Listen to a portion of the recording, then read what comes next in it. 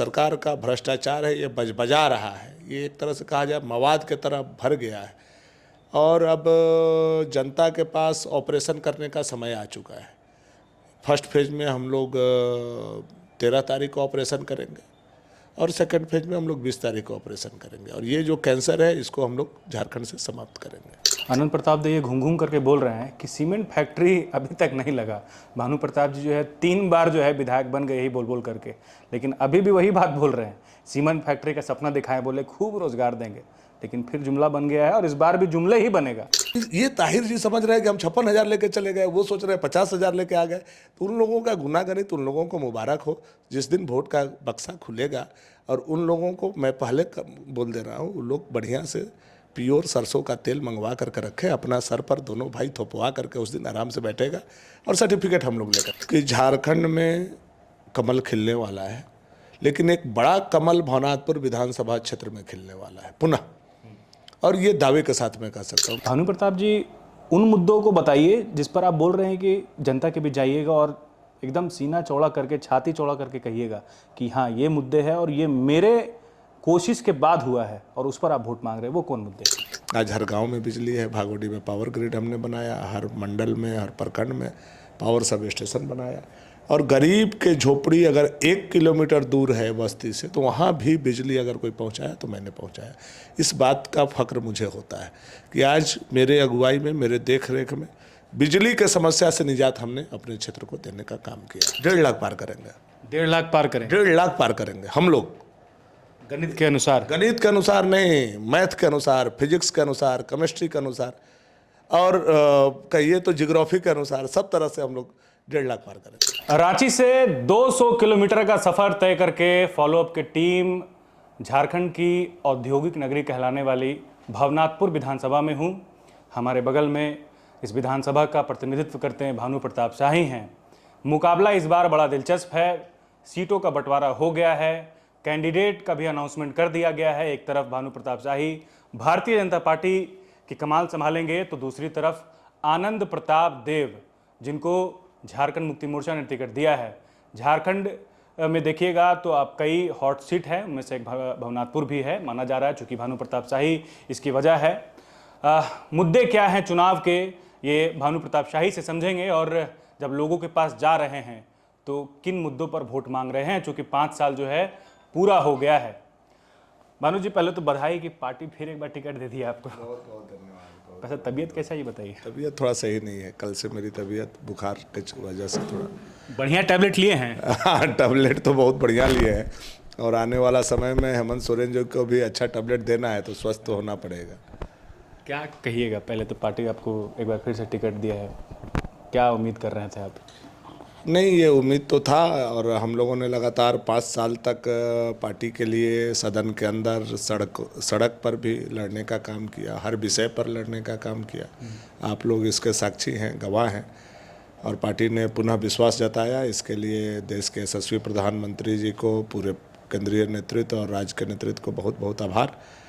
और हम लोग पुनः इस विधानसभा को बड़े मार्जिन से भारतीय जनता पार्टी के झोली में ये सीट को डालने का काम करेंगे। भानु जी सवाल तो बस एक ही है और जो ज़मीन का सवाल है, जनता पूछ रही है कि भानु जी किन मुद्दों पर जो है वोट मांगेंगे, खास करके जो विपक्ष है आपके, उनका ये सवाल है। आप जब जा रहे हैं, लोगों से मिल रहे हैं, तो क्या बोलकर वोट मांग रहे हैं और क्या बता रहे हैं कि हम क्या किए आपके लिए? नहीं, देखिए 2 चीज़ें हैं। एक तो राज्य सरकार का नाकामी, 5 साल से जो हेमंत सोरेन जी के नेतृत्व में सरकार बैठी हुई है, इन्होंने विकास के नाम पर राज्य को क्या दिया, नहीं दिया, इसका मूल्यांकन जनता को करने की ज़रूरत है। युवाओं को कैसे ठगने का काम किया, महिलाओं के साथ क्या दुर्व्यवहार हुआ, दुष्कर्म हुआ, लॉ एंड ऑर्डर पूरी तरह से किस तरह से 5 साल में जनता खुद ही देख रही है कहाँ से कहाँ पहुँच गया। आज जो है सरकार का कोई भी काम बगैर पैसा का नहीं हो रहा है। एक छोटा से छोटा काम, यहाँ तक कि केवल अबुआ आवास नहीं, केवल प्रधानमंत्री आवास नहीं, केवल नल जल नहीं, बल्कि मृत्यु प्रमाण पत्र जैसे विषय पर भी पैसे लिए जा रहे हैं। तो ये पूरा झारखंड प्रदेश में इनका जो सरकार का भ्रष्टाचार है ये बजा रहा है, ये एक तरह से कहा जाए मवाद की तरह भर गया है। और अब जनता के पास ऑपरेशन करने का समय आ चुका है। फर्स्ट फेज में हम लोग 13 तारीख को ऑपरेशन करेंगे और सेकंड फेज में हम लोग 20 तारीख को ऑपरेशन करेंगे, और ये जो कैंसर है इसको हम लोग झारखंड से समाप्त करेंगे। सरकार के पर भी आएंगे हम, लेकिन आप ऑपरेशन की बात कर रहे हैं तो 5 साल में भानु जी भवनाथपुर विधानसभा के लिए कितना सफल ऑपरेशन किए? एक विपक्ष का विधायक के नाते एक मुखर आवाज़ हम लोगों ने सदन में बनने का काम किया, हर विषय पर, चाहे जेपीएससी का मामला हो, जेएसएससी का मामला हो, 5 लाख नौकरी का मामला हो, बेरोजगारी भत्ता का मामला हो, चूल्हा खर्चा का मामला हो, धान क्रय का मामला हो, या फिर वृद्धावस्था पेंशन का मामला हो। हर विषय पर मुखरता से हम लोगों ने आवाज़ को उठाया, जो जनता का डिमांड था और जो इनका मैनिफेस्टो में था, जो बोल करके सरकार आई थी। डे 1 से अगर कोई विरोध किया तो मैं, और अंतिम सत्र तक विरोध किया तो मैं। तो सरकार को हर मुद्दे पर मैंने घेरने का काम किया, जनता के लिए लड़ने का काम किया, जो एक जनप्रतिनिधि का सबसे बड़ा दायित्व होता है। दूसरा काम, विपक्ष में रहने के बावजूद अपनी ताकत क्षमता के हिसाब से मैंने अपने क्षेत्र का डेवलपमेंट भी करने का काम किया, जिसमें बहुत सारे सड़कें, बहुत सारा पुल, बहुत सारा बिजली का इंफ्रास्ट्रक्चर हम लोगों ने खड़ा करने का काम किया। लेकिन कुछ काम जिसका अफसोस अभी भी हम लोगों को है, जैसे रघुबर दास जी के समय में हम लोगों ने 1350 करोड़ रुपया का सोन कन्हर पाइपलाइन सिंचाई योजना यहाँ प्रारंभ कराया था 2018-19 में, जो अभी ये 2 साल 3 साल पहले पूरा हो जाना चाहिए था। पाइप इसका बिछ गया है, लेकिन सरकार हेमंत सोरेन जी ने बहुत निष्क्रियता दिखाया, इसमें कोई मॉनिटरिंग नहीं किया, फंडिंग नहीं किया, बजट नहीं दिया, जिसके चलते ये काम पूरा नहीं हुआ। आज हमारे खेतों में पानी होता, आप यहाँ आते तो देखते कि ये हरियाणा पंजाब की तरह ये हमारा खेत गांव बन चुका है। अफसोस इस बात का है कि वो पानी हम नहीं उतार सके हैं। अब पुनः हमारी सरकार आएगी तब वो पानी हम उतारेंगे। उसी तरह से आपने देखा होगा, सदन में शायद आप भी उस दिन थे, जब इंडस्ट्रियल कॉरिडोर का मामला मैंने सदन में लड़ाई लड़ा लगातार। मुख्यमंत्री से मैंने सवाल किया, मंत्री मिथिलेश ठाकुर ने जवाब दिया, फिर मुख्यमंत्री ने भी जवाब दिया, लेकिन आज तक उसका कोई फलाफल नहीं निकला। 3 साल से इंडस्ट्रियल कॉरिडोर का फाइल बना करके मुख्यमंत्री के सचिवालय का धूल फाँक रहा है। थोड़ा सा भी इनिशिएटिव अगर जनता के लिए मुख्यमंत्री या मंत्री ले लिए होते तो आज यहाँ एक कम से कम इंडस्ट्री के नाम पर कुछ ना कुछ स्थापना हो चुका होता। तुलसीदामर माइंस का फाइल, वो भी 3 साल से उनके पास पड़ा हुआ है। बहुत छोटा सा एनओसी देना है। सेल, उसका कोई कॉन्ट्रैक्टर भी नहीं है। सेल भारत सरकार के 9 उपक्रम में एक उपक्रम है, उसको केवल एनओसी देना था, आप उसको भी नहीं दे पाए। तो एक तरह से जैसे ईर्ष्या से, द्वेष से हेमंत सोरेन जी ने इस क्षेत्र को किया। इस बात का मुझे दुख है। अगर भेदभाव नहीं करते तो 2 काम तो जरूर हो गया होता है, एक सोन पाइपलाइन का, एक इंडस्ट्रियल कॉरिडोर का, और तुलसीदामर भी आज हमारा चालू हो चुका होता। उसमें तो और कुछ नहीं करना है, तुलसीदामर माइंस में कुछ करना नहीं है। आज का आज चाहे तो कल से वो माइंस चालू हो सकता है। चलिए, ये आप बोल रहे हैं कि हेमंत सोरेन जी कहीं ना कहीं, या फिर हेमंत की सरकार ने इस पर सुस्ती दिखाई। भानु प्रताप जी, ये बताइए, आप अपने 4-5 साल के कार्यकाल में आप विपक्ष में रहते हुए ही सही, क्योंकि जनता ने आपको जनादेश दिया और विधानसभा तक भेजा। भानु प्रताप जी, उन मुद्दों को बताइए जिस पर आप बोल रहे हैं कि जनता के बीच जाइएगा और एकदम सीना चौड़ा करके, छाती चौड़ा करके कहिएगा कि हाँ, ये मुद्दे हैं और ये मेरे कोशिश के बाद हुआ है, और उस पर आप वोट मांग रहे हैं। वो कौन मुद्दे? वो एक तो बिजली है हमारे यहाँ का। हमारे यहाँ बिजली की ये स्थिति थी, जब मैं विधायक नहीं बना था तो ढिबरी के युग में हमारे 400 गांव हैं, 502 बूथ हैं। 400 गांव में मात्र 10 ऐसे गांव थे, वो भी शहर लेकर के, शहर क्या बोलिए, मुख्यालय लेकर के, कि 10 से 15 ऐसे गांव थे जहां बिजली लोग पहुंचा था। आज हर गांव में बिजली है। भागोडी में पावर ग्रिड हमने बनाया, हर मंडल में, हर प्रखंड में पावर सब स्टेशन बनाया, और गरीब के झोपड़ी अगर 1 किलोमीटर दूर है बस्ती से तो वहाँ भी बिजली अगर कोई पहुँचाया तो मैंने पहुँचाया। इस बात का फक्र मुझे होता है कि आज मेरे अगुवाई में, मेरे देख रेख में बिजली के समस्या से निजात हमने अपने क्षेत्र को देने का काम किया है। इससे हमारे यहाँ ज़मीन पर्याप्त मात्रा में है। बिजली हमने दिया तो लोग का खेती के प्रति भी रुझान काफ़ी बढ़ा है। मोटर लगा करके अपना से खुद से लोग, हमारे किसान जो पलायन होते थे, मजदूर हमारे यहाँ से हजारों हजार की संख्या में धान काटने जाते थे।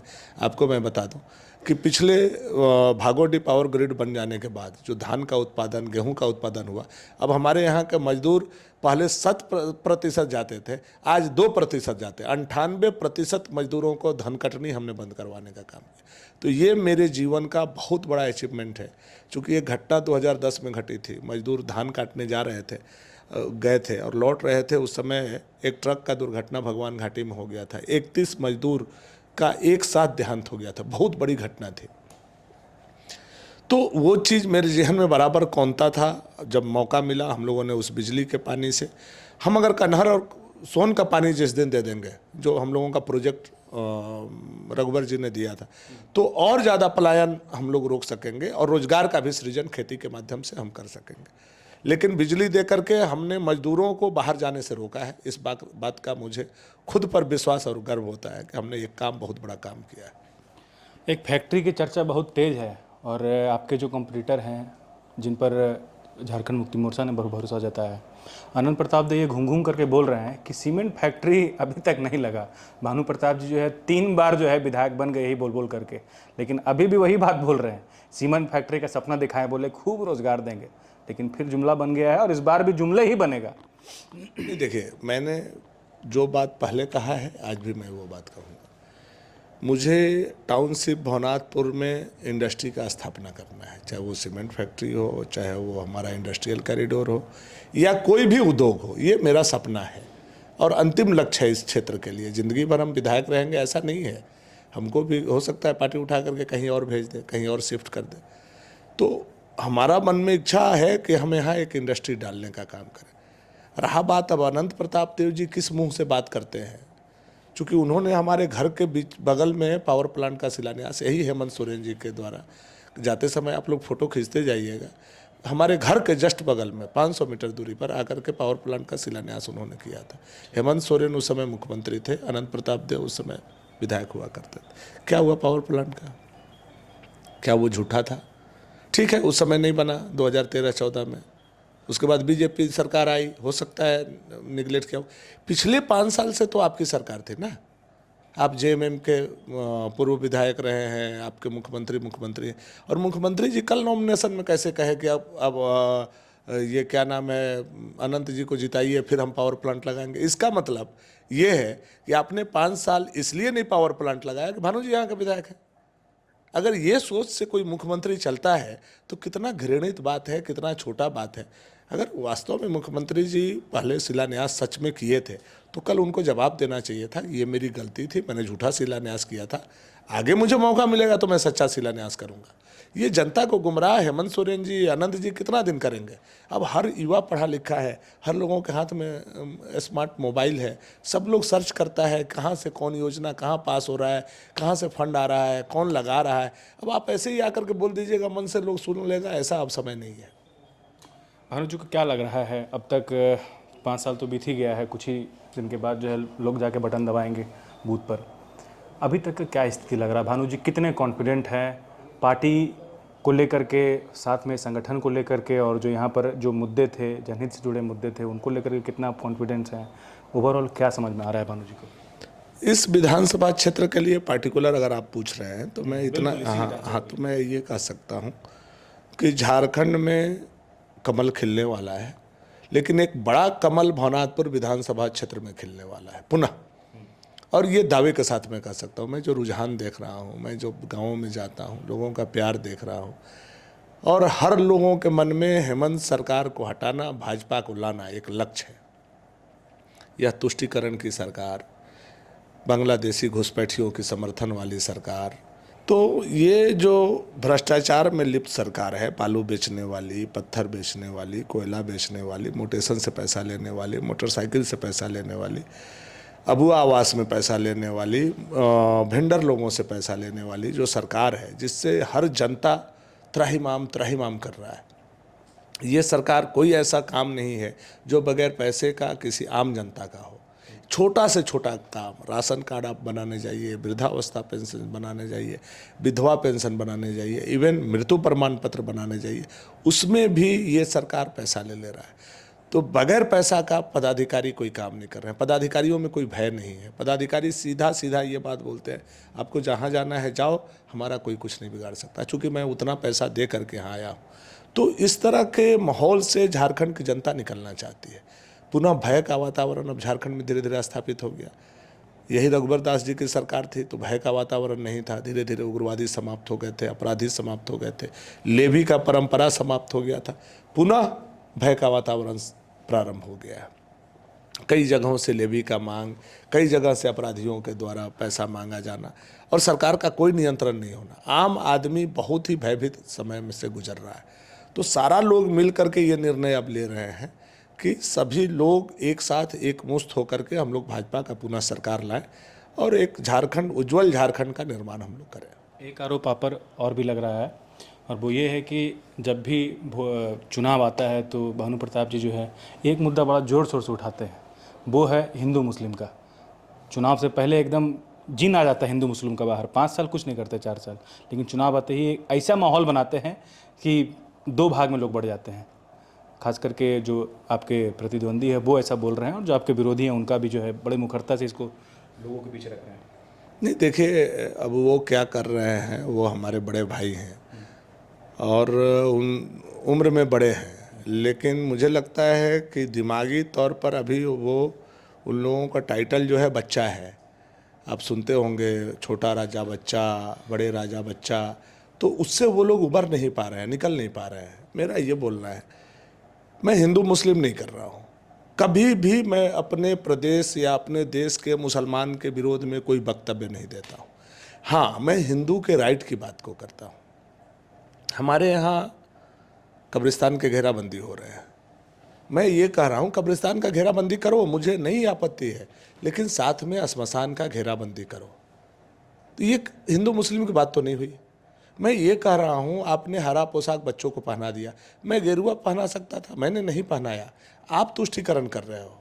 मेरी सरकार आएगी तो बाबा भीमराव अंबेडकर साहब का हम लोग पोशाक पहनाएंगे, सफ़ेद शर्ट ब्लू पैंट हम लोग बच्चों को पहनाएंगे। जो हिंदू के हक का बात करता हूँ, और हिंदू का हक का बात करना मेरा राइट है, चूँकि मैं उस समाज में पैदा हुआ हूँ, उस धर्म में पैदा हुआ हूँ, लोग हमको सपोर्ट करते हैं। उनकी बात मैं नहीं बोलूँगा तो कौन बोलेगा। मान लीजिए हम लोग एक धर्म के प्रति आस्था रखें और काम करें, और बाकी धर्मों को हम कुठाराघात करें, तो उसके लिए हमको बोलना चाहिए या नहीं बोलना चाहिए? जनप्रतिनिधि होने का बोलना चाहिए। मैं बोल रहा हूँ, अब हमारे जितना देवी देवता गांव में है, जो हम लोगों का ट्रेडिशनल व्यवस्था है, रैया बाबा है, बरम बाबा है, डिहवार बाबा है, कंकालनी माता है, बघौत बाबा है, बीरनाथ बाबा है, अब ये लोग सड़क पर फेंके जा रहे हैं। आप जो है बड़ा बड़ा बाउंड्री कर, मेरा ये कहना है भैया इन लोगों को भी थोड़ा सा देख लो, थोड़ा इन लोगों के लिए भी सम्मान रखो। ये हमारा ट्रेडिशनल चीज़ है, जो परंपरागत चीज़ है, उसको थोड़ा सम्मान मिले, मेरा ये बोलना है। अब इसको लोग क्या बोलते हैं, भानु जी हिंदू मुसलमान। मैं इतने दिन से विधायक हूँ, आप बताइए तो मेरे यहाँ एक भी राइट हुआ हो? हमारे यहाँ मुस्लिम मुखिया है, मुस्लिम बीडीसी है, आप बताइए तो मैंने उनके खिलाफ कोई कार्रवाई की है, कोई चीज़ लिखा पढ़ी किया है? जबकि मेरे पास प्रमाण है, मैं चाहूँगा तो वो जेल जा सकते हैं, फिर भी मैंने ऐसा नहीं किया। अब आप उठा करके देख लीजिए, ये गढ़वा जिला में लाइसेंस का, हथियार का, आप जाकर के रिपोर्ट ले लीजिए। हम मिथिलेश ठाकुर के मंत्री बनने के बाद गढ़वा जिला में 250 से ऊपर आर्म्स का लाइसेंस हुआ है। आर्म्स के लाइसेंस में 90% एक कम्युनिटी मुसलमानों को आर्म्स दिया गया है, आर्म्स का लाइसेंस दिया गया है। जबकि हमारे यहाँ व्यापारी मांग रहे हैं, उनको असुरक्षा है। हमारे नगर उटारी में एक सोनार का दुकान को दीवार तोड़ करके आयरन चेस्ट निकाल करके ले गया लोग। गढ़वा में 2 करोड़ का मेन रोड पर डकैती हो गया, और व्यापारी लोग लगाए हुए हैं आर्म्स के लाइसेंस के लिए, उनको नहीं मिल रहा है, वो एक वर्ग को मिल रहा है। ये क्या तुष्टिकरण है? इसका मतलब कहीं ना कहीं सरकार या सरकारी पदाधिकारी जा करके एक जगह उनका मामला फंस जा रहा है। अब फंस जा रहा है तो भाई हम लोग बोलेंगे, हक की बात है, अधिकार की बात है। हक अधिकार का बात बोलना हिंदू मुस्लिम का बात नहीं है। जहां मैं देखूंगा कि मुसलमानों की कमी किया जा रहा है, मैं उनके लिए भी खड़ा होऊंगा। लेकिन अभी मैं देख रहा हूं हेमंत सरकार में कि हिंदुओं का हक मारा जा रहा है और एक वर्ग का काम यह सरकार कर रही है। कल मैं नॉमिनेशन जब करने गए थे आनंद प्रताप देव, तो वो मीडिया के सामने भाषण दे रहे थे, अपनी बात रख रहे थे, तो उस दरम्यान वो कहा कि एक और वादा आप किए थे, बोले कि नगर उटारी को जिला बनाएंगे, रमना को अनुमंडल बनाएंगे, भवनाथपुर का भी जिक्र इसमें है। बोले कि ये सब वादा जो है पूरा नहीं हुआ, इस पर भी घेर रहे हैं आपको। है कोई आपके पास उसका सटीक जवाब? अनंत जी को इसीलिए मैंने बोला कि राहुल जी के बाद बाल बुद्धि उन्हीं के पास है। अब विपक्ष का विधायक कैसे कर सकता है भाई? सरकार आपकी है, आप हमसे पूछ रहे हो। हेमंत सोरेन मुख्यमंत्री हैं, भानु प्रताप शाही थोड़े मुख्यमंत्री। अगर मेरी सरकार होती, हमारे बीजेपी के मुख्यमंत्री होते, तो आप हमसे सवाल करते, मैं उसका जवाब देता। बोल रहे हैं कि जीते विधायक का चुनाव जीत गए तो उसके लिए वादा कर रहे थे, ये थोड़ी बोले थे कि सरकार हमारी आएगी तो बनाएंगे। मैंने उस समय भी बोला था बीजेपी की सरकार आएगी, मैं ये काम करूँगा। ये क्यों बोल रहे हैं ऐसा? नहीं, वो तो झूठ बोल रहे हैं ना, उन लोगों की आदत है, फितरत है। पावर प्लांट का झूठा शिलान्यास उन्होंने किया, उनके बड़े भाई ने सोन नदी पर डैम का शिलान्यास कर दिया था। ये जा करके यहाँ हम लोगों का डोमनी नदी का बराज का शिलान्यास कर दिए थे। तो ये झूठ के बुनियाद पर उनकी राजनीति टिकी हुई है। ये झारखंड, ये हमारे भवनाथपुर विधानसभा की जनता जान चुकी है, इसलिए उनको सत्ता से बाहर रखने का काम करे। अब देखिए किस तरह का उनका विचार है। उन्होंने पहले अपने परिवार को इकट्ठा किया, राइफल के राजनीति इनको बहुत पसंद है। अपना 3 परिवार है उनको, भोजपुर परिवार है, कटहर परिवार है, नगर परिवार है। ये तीनों राजा लोग पहले मिले, उसके बाद भी राइफल की कमी इन लोगों को लगने लगी। तो ये एक अपराधी ताहिर अंसारी के पास ये लोग चले गए, जो तड़ीपार था, जो पिछले इलेक्शन में राज्य में घुसने पर निषेधाज्ञा था, जिसको आज भी कन्विक्शन है, चुनाव लड़ नहीं सकता है, सैकड़ों मुकदमे हैं, हथियारबंद राजनीति किया, लेवी लिया, कितने लोगों का हत्या किया। अब उनके शरण में ये जा करके गिर गए। अब वो आदमी आज के तारीख में बोलता है कि ये आदमी तो केवल मुखौटा रहेगा, अनंत प्रताप देव, असली विधायक तो मैं रहूँगा। तो उसका मंशा ये है कि अनंत प्रताप देव को विधायक बना करके लेवी मैं वसूलूंगा, क्योंकि लेवी पहले वो आदमी वसूलता था। तो ये जनता बहुत जान रही है, समझ रही है और दोनों आंखों से देख रही है कि राजा अगर विधायक बनते हैं तो राजा नहीं विधायक बनेंगे। राजा बहुत मतलब ढीला ढाला और क्या बोलेंगे, राजा मतलब राजा, उसको कोई बहुत ज़्यादा माने मतलब नहीं है। और ये ताहिर अंसारी कल के डेट में शासन करेगा। हमको तो सुनने में आया, ताजुब हुआ कि राजा, ताहिर और दीपक तीनों बांट लिए हैं 3-3, 4-4 ब्लॉक। विधायक बनेंगे तो 3 ब्लॉक तुम विधायक रहोगे, 3 ब्लॉक वो विधायक रहेगा। ऐसा होता है क्या लोकतंत्र में? लोकतंत्र में ऐसा होता है क्या? ये कोई घर का प्रॉपर्टी और खेती है क्या कि आप लोग 3-3, 4-4 विधायक बनाओगे क्या?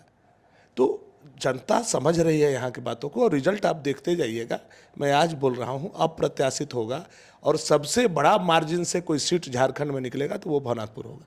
मैं ये बात आज अंसारी का जब जिक्र कर रहे हैं तो इसको भी हम ऐड कर ही देते हैं। पिछले बार का जो परिणाम था उसमें आप संभवतः 1 लाख वोट के आसपास जो है आपको वोट मिला था।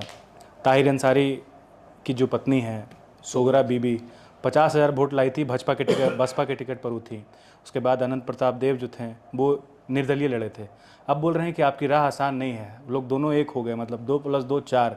अब भानु प्रताप जी को निकलना है, एकदम यहाँ फंस गए हैं जाकर के, एकदम अब मजबूत हो गए हैं। नहीं, भगवान करे उन लोग इसी तरह से अपने आप की मजबूती, अपने आप को पीठ थपथपाता रहे।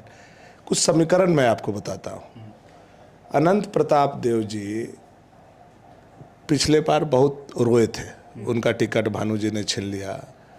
भिक्स लगा लगा करके, ओटा पर बैठ बैठ करके इतना रोए कि उनको बहुत सारे लोग उनके आंसू टपकने से उनको वोट किया, जिसमें 20-25 हज़ार उनका पैटर्नल वोट है, 20-25 हज़ार वोट उसमें ऐड हुआ उनके आंसू का। ताहिर जी, उनको 56,000 वोट मिला, जिसमें 20,000 के आसपास हमारे यहाँ माइनॉरिटी का वोट है, वो एक तरफा जाता है। आज से मैं ये नहीं देख रहा हूँ, पहला चुनाव मैं जब लड़ रहा था तब से 20,000 वोट माइनॉरिटी का है, वो ताहिर जी के साथ जाता है, वो उनको चला गया। बाकी जो 36,000 वोट था वो तो बीएसपी का वोट था, हाथी का वोट था। वो तो बाबा भीमराव अंबेडकर और काशीराम जी और मायावती जी पर विश्वास करने वाले लोगों का वोट था। तो आप ऐसा कैसे सोच सकते हैं कि आप चले गए तो वो वोट भी नगरगढ़ में चला जाएगा? क्योंकि जिंदगी भर वो वोट जो है सामंतवादी और क्या बोलते हैं जमींदारों के खिलाफ में पड़ा है। तो आप जाके शरणागत हो गए, इसका मतलब वो वोट भी शरणागत हो जाएगा, ये कहना नामुमकिन है। मैं जहाँ तक बहुजन के वोट का समझता हूँ, चूँकि मैं खुद एक समाजवादी का बेटा हूँ और एक लंबा हम लोगों का राजनीतिक इतिहास है, वोट ट्रेंड हम लोग समझ सकते हैं। कौन वोट कहाँ जा सकता है।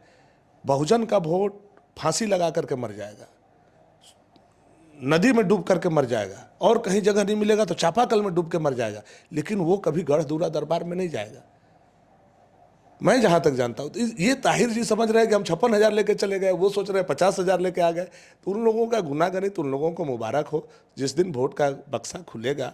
और उन लोगों को मैं पहले बोल दे रहा हूँ, वो लोग बढ़िया से प्योर सरसों का तेल मंगवा करके रखे, अपना सर पर दोनों भाई थोपवा करके उस दिन आराम से बैठेगा और सर्टिफिकेट हम लोग लेकर के जाएंगे। भानु जी का गणित क्या बोल रहा है, कितना भानु जी और कितना बाकी विपक्ष? हम लोग अभी ये बोल सकते हैं कि लोकसभा का जो परिणाम हमारे विधानसभा क्षेत्र में हुआ है उसी के आसपास परिणाम होगा, वो बढ़ भी सकता है। मतलब आप बोल रहे हैं कि 1 लाख पार कर जाएंगे इस बार भी? 1.5 लाख पार करेंगे। 1.5 लाख पार करें? 1.5 लाख पार करेंगे हम लोग, गणित के अनुसार? गणित के अनुसार नहीं, मैथ के अनुसार, फिजिक्स के अनुसार, केमिस्ट्री के अनुसार, और कहिए तो जियोग्राफी के अनुसार, सब तरह से हम लोग 1.5 लाख पार करेंगे। मेरी शुभकामनाएं हैं भानु जी के साथ। मैं कोशिश किया कि भवनाथपुर के जो ज़मीनी मुद्दे हैं उन पर इनसे सवाल करूं, जवाब लूं, और एक एक करके जो है भानु प्रताप शाही जो थे वो सारे सवालों को अपने तरीके से जवाब दिए हैं। तय आपको करना है कि कितना जवाब सही था, कितना जवाब गलत था, कितने मुद्दों पर भानु प्रताप शाही खरे उतरे, 19 में जो बोले थे वो पूरा हुआ कि नहीं हुआ। ये 13 तारीख को जो है फैसला आप लोग के हाथ में है। 23 तारीख वो दिन होगा जब ये तय हो जाएगा कि भानु प्रताप शाही भवनाथपुर की जनता में राज करेंगे कि नहीं करेंगे, या फिर कोई दूसरा जो है वो भवनाथपुर विधानसभा का बागडोर संभालेगा। शुक्रिया। नया शादी है। हाँ। हर गरीब घर की नई दुल्हन को JMM सोने का सिक्का देने वाली थी, तुमको मिला? नहीं मिला। हमको भी नहीं मिला। हमें तो नहीं मिला। आपको मिला क्या?